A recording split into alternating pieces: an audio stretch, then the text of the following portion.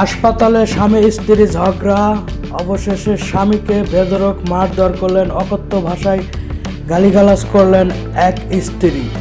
ঘটনাটি ঘটে Dhaka medical college হাসপাতালে।